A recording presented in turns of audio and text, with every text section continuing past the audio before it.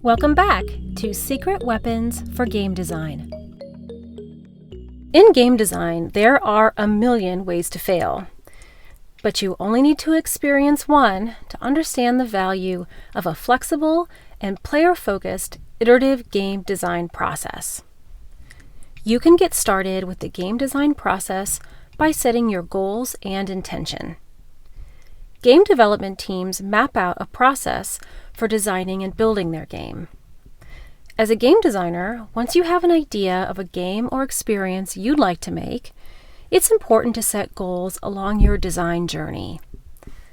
Defining these goals will help you scope your game, remembering to focus on a core mechanic as described earlier in this series. Goals will help you filter the many decisions and trade-offs you will inevitably have to make with your design. And goals will help you know if you're succeeding as you design, test, and iterate on your idea. To get started, first you can create the overall intention of your game by establishing two things: defining your design values and setting your experience goals. Defining the game values. When you establish game values, you prioritize what matters most in your game experience, so that as you design and test, you will know what to include and exclude in the game and how to tweak and refine it. A terrific example of establishing clear design values comes from that game company's development of the influential adventure game Journey. The Journey team established that a core design value for their game was players working together, not against each other, to accomplish goals. While designing early versions of the game, the team could observe in play tests when players were drawn to play separately or competitively. And based on their clear design value, they could easily decide on critical changes or decisions to create elements that drew players to work together and exclude the elements that they saw encouraging players to adventure separately or compete with one another. Let's take a listen. So here's another prototype we thought was smart, is when the two people are traveling, they get to go faster because they can leapfrogging from each other, and they can increase the speed. Another great idea we thought was smart, is the idea of calling to distracting the monster. In Journey, you see the monster, right? But if you shout at them, then the monster will not attack you. So between the two players, you might be able to collaborate and distract the monster and to get through. Setting experience goals. Overall, what is the impact that you want the game to have on a player? What is the feeling you want them to have during and after playing your game? Now, this is different from identifying your game's genre, like, say, a first-person shooter or party game.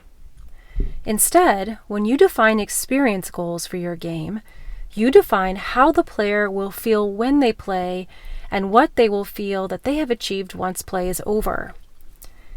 Examples of experience goals could include excitement, fear, and accomplishment.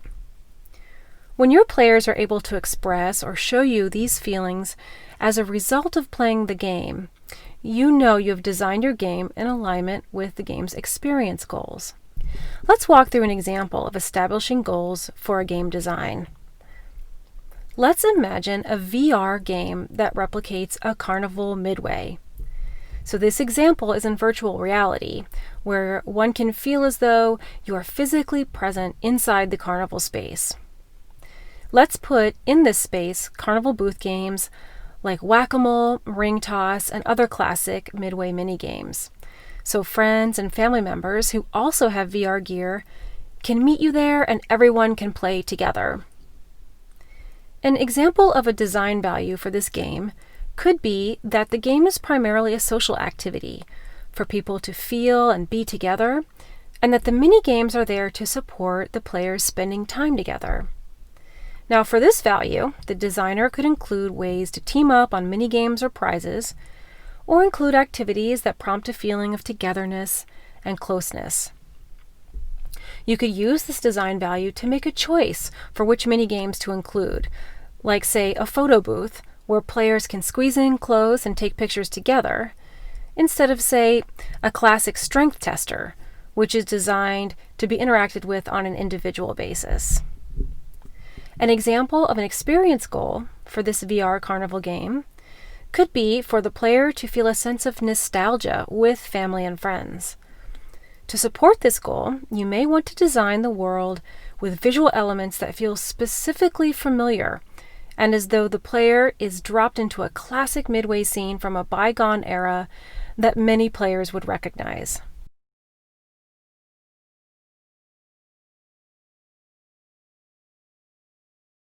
It's important to remember that when you design a game, you can set all the intention, values, and goals that you want. But ultimately, you're not really creating an experience, but instead you're creating the conditions for the player's experience.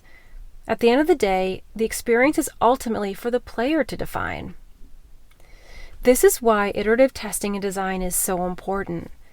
As a game designer, you should always be trying to understand your player's point of view, so you can make sure that what you are intending for in the game is in fact what the players feel and see as well as they play the game. Any experience where an audience or users interact with the product interface typically incorporates the adaptive and flexible process of iterative testing and design. But this process enables game designers in particular to have a structure for how to make their games by helping them to accomplish a few key things. This process helps teams to capture their many creative ideas for a game. The process integrates testing with players to measure whether their design goals are coming across and being achieved through gameplay. It helps teams to discover flaws in their game design. And it helps teams decide on the right changes or iterations to make as a result of playtesting, and then make those changes.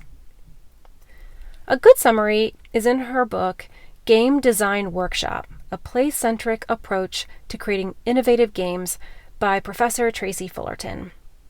In this book, she outlines the iterative testing and design process as part of what she calls a play-centric approach to game design. This approach helps teams keep the player at the top of mind throughout their design process. It prioritizes player feedback early and often through playtesting, so teams can gain the knowledge they need to make the choices that will enable delight and engagement for players. The key stages of design. It's important to use a structured process that can guide you in design and get your team on the same page with respect to the steps in the design process.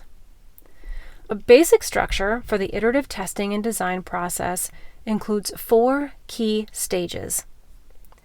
The ideation stage, also sometimes referred to as the conceptualization stage. This is where designers establish an idea or concept for the game experience in part or whole, which is often culled from a collection of many ideas or versions of what the game could be. The prototyping stage. This is where designers craft a visual or interactive representation of their game design for playtesting. The playtesting stage. This is where game designers have real players try out their game prototype and observe the play to determine potential risks, obstacles, or issues or flaws with their game and identify opportunities for improvement. The evaluation stage. This is the stage where the design team absorbs the feedback and observations from playtesting and decides on changes that need to be made for the game in order for it to achieve its goals. Then it's back to the ideation stage once again to create the ideas for the changes and start the process all over again. This cycle is dynamic and can be repeated many times by game development teams as various levels and features of the game are being decided upon and designed. In their book, Games, Design, and Play, A Detailed Approach to Iterative Game Design, Colleen Macklin and John Sharp point out that no 2 games will follow an identical iterative design cycle. This is because there is no single motivation behind all games, and there is an infinite range of creative ideas and choices possible. It's also important to note that any game representation used in testing should, if at all possible, be made separately from the actual development or coding of the game. Although at first it might seem like extra work, definitely create and use a separate prototype or demo specifically intended for the iterative testing and design process. This is because if teams develop the final code or materials for their game and use that in iterative testing and design, then they risk having to redo their development in order to make the necessary refinements and changes. And this is way more time-consuming and costly than using a prototype to begin with. And the extra costs can ultimately deter teams from incorporating their players' feedback at all. Next, we will be diving into the playtesting part of this process. And later, we'll also propose some secret weapons borrowed from software research and development to help you take your game design to the next level.